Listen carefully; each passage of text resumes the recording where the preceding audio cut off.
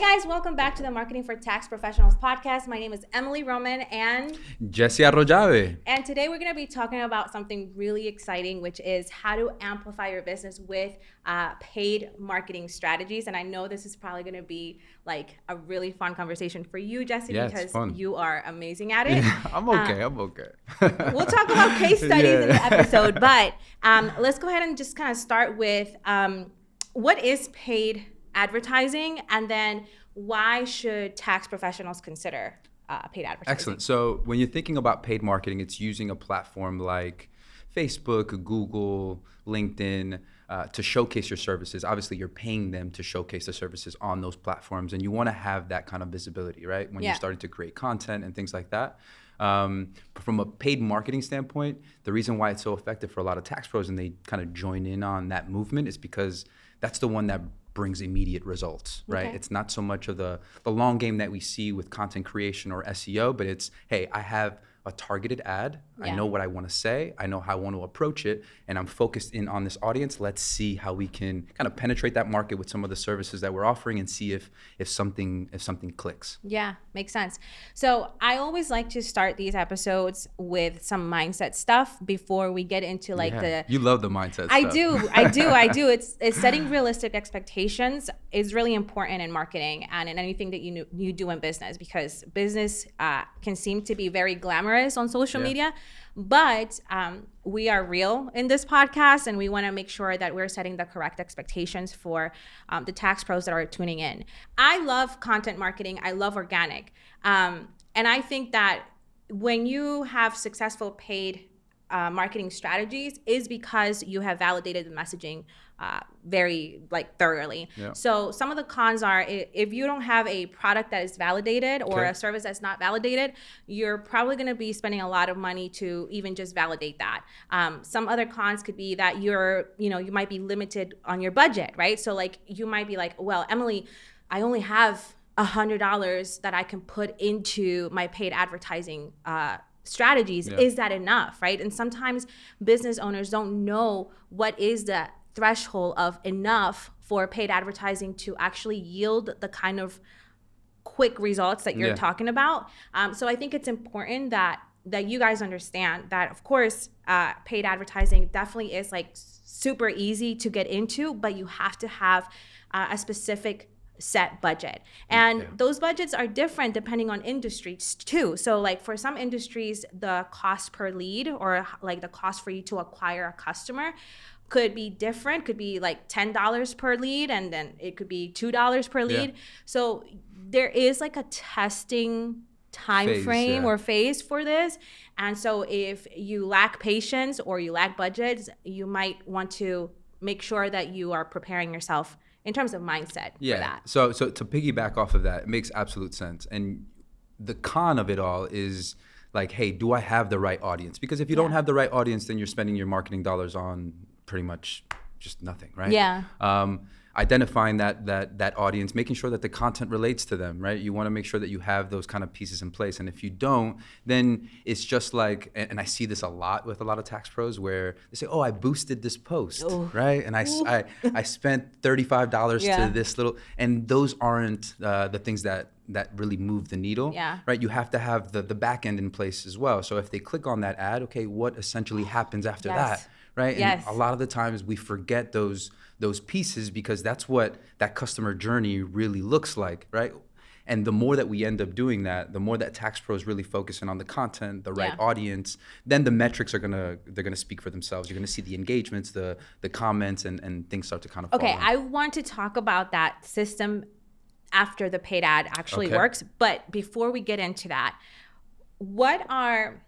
because there are different platforms out there for paid advertising. Yep. So what are your favorite platforms for paid advertising for tax professionals? What are the ones that actually have yielded lots of results for our clients, for example? Excellent. That's a great question. So I like to make sure that we focus on Google and Facebook and Instagram. Those are the three ones that really move the needle.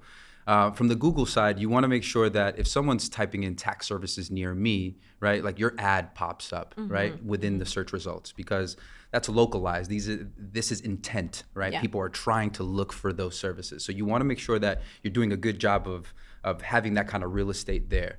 Now, from a Facebook and Instagram side, you can get creative, right? These aren't people that are looking for your services, but it's a great opportunity to speak to those pain points that you're trying to address so that they can, engage with the ad and so forth. Yeah. So I think that there is a lot of nuances to running paid advertising. So for Google, somebody is actually intent in looking for a solution versus Instagram and Facebook. There is more of like that brand awareness, like, hey, here I am, like I'm offering this. But even before that, like, are you currently experiencing pain points, or are you looking for a tax professional in this case? So talk to me, let's go back to the systems and the things that need to be put in place before you run an ad like tactic in your business.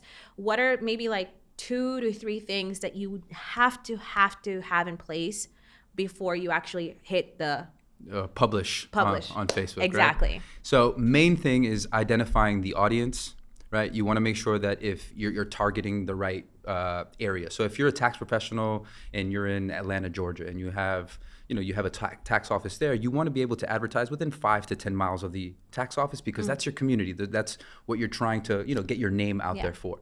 That's number one. And number two, you want to have the content be specific to a pain point. And that's why we emphasize so much in previous episodes about a niche, right? Because you can call these people out on Facebook a lot easier, right? And that's one where the paid marketing will work, because you're focusing on interests, you're focusing on demographics, you're focusing on custom audiences that you may want to build at some point in the Facebook platform. And so that's the bread and butter of it, making sure that that you're sending this message to the right audience, you have the right kind of content that you want to build out for them, and then that process of automation on the back end, making sure that customer journey is intact. Okay, but let's focus on that last part, because like to your point, when somebody boosts a post, they're just running traffic to that post, but what happens, like, because paid advertising, organic marketing, SEO, blog posts, all of these things are tactics to control traffic and send traffic to something. But if you're sending traffic to a wall, what happens, right? So like, talk to this automated system, and maybe kind of insert our Refundo products in here as well. And like, how can these products actually help build that automation process so that they can actually convert into clients? Yeah. So when they click on, for instance, an ad that you create, right? You're speaking to those pain points.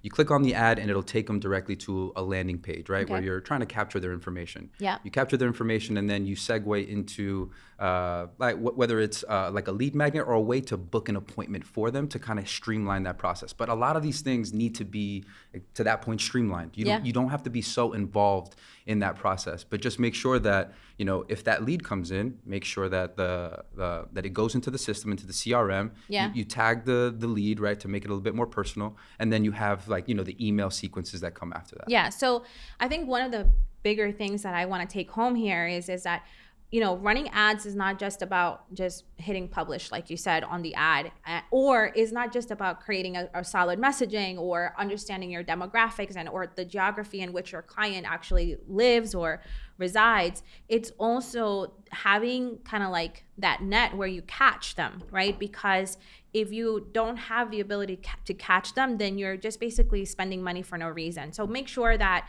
you have those systems in place on the back end. And our program, go ahead, Jesse, talk about it. Yeah, in the Refundo Marketing Mastery Program, we really emphasize that bit, because a lot of tax pros, they do want those immediate results, right? And we want to help them as fast as we can, especially during tax season with creating, ads, specifically for early season filers, right? They want to focus in like, referral offers or any incentives, or I've seen a lot of tax pros do like a free vacation stay. And so those are things that, you want to make sure that you include in the ad just to grab attention, and then afterwards kind of funnel them in. Yeah, so our program not just helps you with building those campaigns for the ads. We also assist you in actually publishing those ads the proper way, because in case you haven't noticed, we don't like you to just put, boost posts. We want you to do it the right way. But there's also something to be said about the platform that we have to the CRM, basically the custom relationship manager that we have. It's something that has, gives you the ability to automate things like email nurturing, like communications. So it's good to capture the email, the contact information, but what do you do afterwards, right? So our program has the ability to do all of that for you on autopilot. And what's great about that is we'll take your ideas, right? And we can make those ideas come to life with different campaigns that we put in place. So if you want, you say, hey, I want to do this. I want to take them to this little, demo or something like that. Hey, let's funnel them in there, get more of those touch points. And to your point, like in that email nurture sequence, and we'll talk about branding a little bit on the back end of these episodes, but it's the why I decided to do this, because people really connect to that story. And so positioning them like that as part of the sequence is very effective. Love it. So let's go ahead and talk about setting a realistic budget and understanding bidding strategies and all these things. We don't want to get too deep into this because, like I said, the whole point of you guys to actually get to know is like really the basic right here, like the basic stuff. But we do have a program where we have experts actually launching these campaigns for you so that you don't have to worry about it. We'll leave links on the description box to all of those things. But let's talk about setting up a realistic budget, because I think that's kind of like, as a person that is actually running these programs, it's one of those things that I really want to kind of take home for them. So talk to me about realistic budgets. Like, what can you expect with $1,000 a month or $3,000 a month or $100 a month? Like, so a lot of tax pros need to start to consider when they're paying for advertisements on Facebook or Instagram like that, you want to consider that you're buying data, right? You're making Facebook smarter. You're making Instagram smarter. And so sometimes I'll see like, I'll do $5 a day or $10 a day for a lead generation ad. That's very difficult. Because Facebook's going to limit the amount of reach that it gives based on the dollar amount that you put in, right? And so it's very difficult to scale that way. You're essentially saying, well, if I put $5 or $10, that reach could probably be 800 people, right? So if 800 people a day, right, it could take a little while before you start to see the results. Like, hey, did this campaign actually work? Right. From a brand awareness side, if you're doing $5 to $10 a day, then that's fine. But if we're focusing on those tax professionals who want those immediate results, then you have to put a little bit more of a budget, because again, you're buying data. You're making Facebook smarter. Learn more about the pockets or markets that it can get into to find that ideal audience. I think let's talk about, so in one of our meetings internally, we talked about the cost per lead, right? And it was something around, based on kind of like an overarching data that we have on all the clients that we have in the mastery program, marketing mastery program. The cost per lead is anywhere from like $12 to $17 or something like that.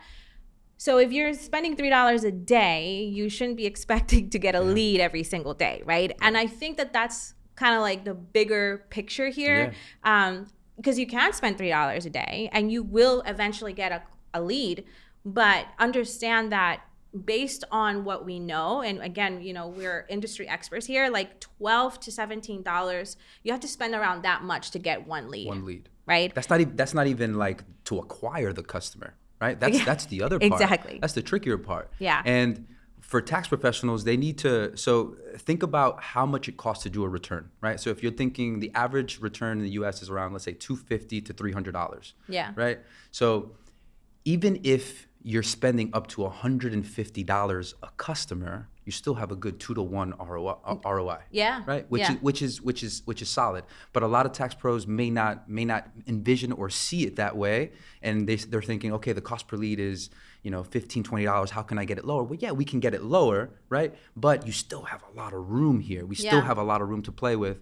Especially if you can upsell them to other products too, right? Like that's the other thing to this, where that's the initial math, but like if you upsell them to bookkeeping or something else, the actual average order value or the customer lifetime value increases. So that's something also that you guys have to consider when you start running ads and putting these budgets in place. Now, to your point about lowering the cost per lead, let's just go back to the bidding strategies, right? So we have brand awareness. Like I would say like the two of them is like brand awareness and conversion based goals, right? So let's talk about that. What's the difference between those two? So brand awareness is kind of top of funnel, right? And you can consider it a little bit like cold outreach. And that's a lot of the content that you're building around like who you are and the services that you're offering, right? For more conversion kind of bottom funnel, I would say that those strategies are geared more towards like the paid marketing strategies where it's very direct and like, hey, I know that if I put this content out, I could probably get these amount of leads and I can acquire these based on kind of what I'm doing. Like that's more specific on that end. But I do like the ability to run both at the same time. Oh yeah, for sure. Because I think that lowers the cost per lead. So yeah. if because $3 on brand awareness campaigns, if you retarget them, it'll lower the cost per lead for sure. Exactly. But I think we're getting too nerdy. Too nerdy. Too nerdy for the podcast. So let's talk about the future trends in paid marketing.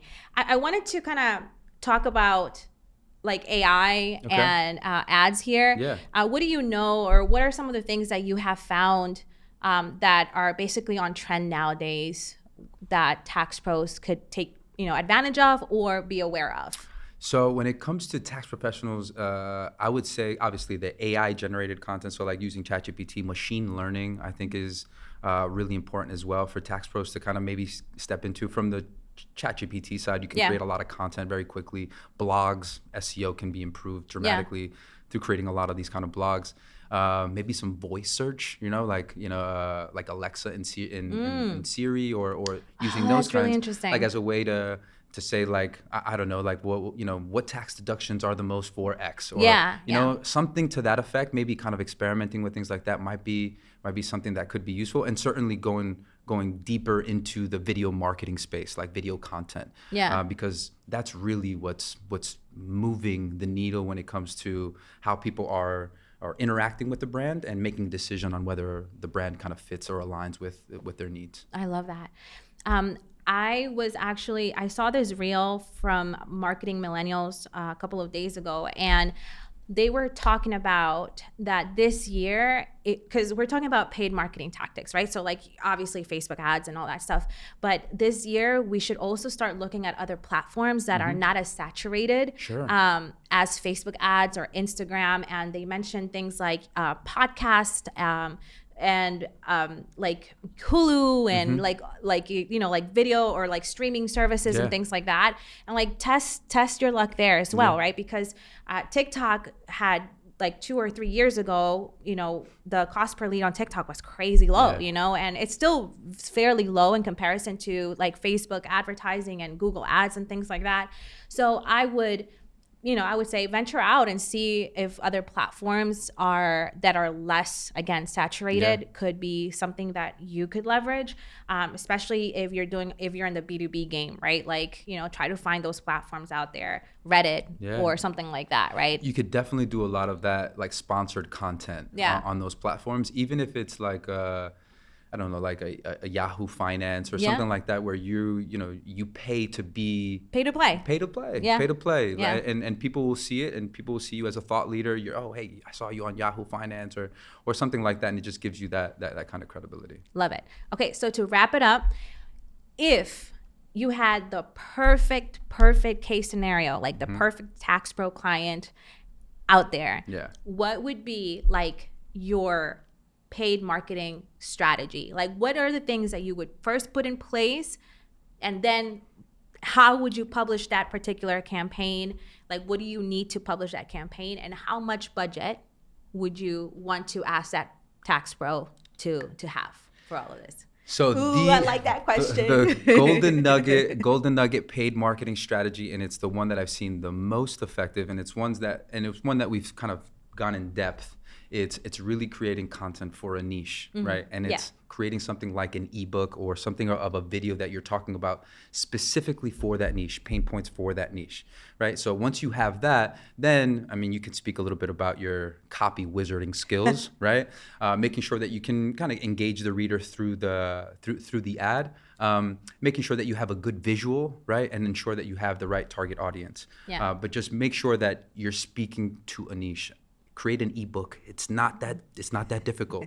But again, it's not just going on Google and searching these kind of terms like what are the 5 tax strategies for X. Don't be cookie cutter. Don't be cookie cutter. If people see through it. People see through the bullshit. And so the more authentic you are in that space, the better it's going to be. So go niche specific. You're going to be speaking directly to a group, right?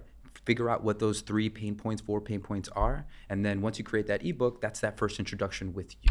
Set up the email marketing campaigns in the back end so that you can nurture them, welcome them into your ecosystem, invite them to book a call on the back end. And then, obviously create the ads, the ad collateral, the ad copy. How much money do you think somebody is going to need, a tax pro is going to need to be able to see success with that strategy? I think, and we'll go to the point on metrics, but if you start off with like, I would say $30, $35 a day. Okay. I mean, I think that's it's a good starting point where you don't stop it. You guys spend on Grubhub and Uber Eats $30 every day. Don't even give me that. Okay. So stop. Okay. Exactly. They spend a lot of money on other things. And let's put it back into the business. Yeah. Let's test some things out. Let's see if things work, right? And oftentimes tax professionals may not want to do that just because they don't have the right process or the right kind of guide letting them know, hey, you're doing the right thing. This is right. Even though you're maybe seeing some growing pains, it's okay. It's okay. Yeah. This is all part of the process. And I think that they're just expecting to hit a home run off the gate. Yeah. And that's, as a marketer, and you've seen that, it's not that easy. So let's talk about metrics and then just wrap it up. What are some metrics that you'll be looking out for as you're executing these strategies for that perfect client? That they should know about? So I certainly want to look at the click-through rate, and which is the percentage of people that see the ad and they click on it. Yeah. You want to look at the conversion rate as well. Mm-hmm. How many of those people are actually converting? Yeah. You want to look at your cost per lead, right? Is it within a healthy framework, right? Is it $5 to $10, $10 to $15? And again, it really depends on how much your item costs, right? Yeah. So if my thing costs $1,000 and I'm getting a cost per lead for 10 and I'm converting at $50, I'll take it. That's a lot of money that you're playing with there. So evaluate those pieces. And then obviously the important one is the cost per acquisition. Yeah. Right? How much money does it cost to acquire a new client? So we want to definitely pay attention to that. And the more that you see within these campaigns, hey, these people are saving my reel, or these people are sharing my reel. Engagement with the ad, they're commenting on the ad. And so what's really cool about Facebook is going to reward you when people engage with your ad. Yeah. So if for instance you have, let's say, a cost per click for, let's say, $1, right? Let's say 5 people clicked on it, that's $5. Yeah. Right? But if Facebook sees that you have a lot of engagement on that ad, it's going to reduce that cost per click, and it's going to amplify that to more people for them to see. Because Facebook, basically what it's doing is that engagement is enabling Facebook to identify faster the audience that really resonates with that content. Yep. Anyways, do you want to have any last words on this episode? Yeah, closing pieces. The last little bit is, do not be afraid to put some budget behind your ads. Test it out, because it's a journey, and the more that you spend, the closer you're gonna get, because Facebook's gonna learn. You're gonna learn. Yeah. And I see that a lot, where tax pros may feel a little jaded from spending that, but just don't be afraid to do that. Kind of really dive in, because again, if you're gonna be in this business for the next 10, 15 years, and if you figure this out now, oh my God, it's like smooth sailing. And you have control over the ads. It's not like you're going to be like, oh my gosh, it's just gonna suck the money out of my pockets, you know? Like, you have the ability to pause the ads at any moment. I think it's also a matter of prioritizing where your money goes, like, again, some of us spend $30 on Uber Eats every day, so take that $30 out of your budget and allocate it to grow your business, and really the bottom line is, like, how important is the growth of your business at the end of the day? Yeah. Awesome. That was great. It's a wrap. It's a wrap.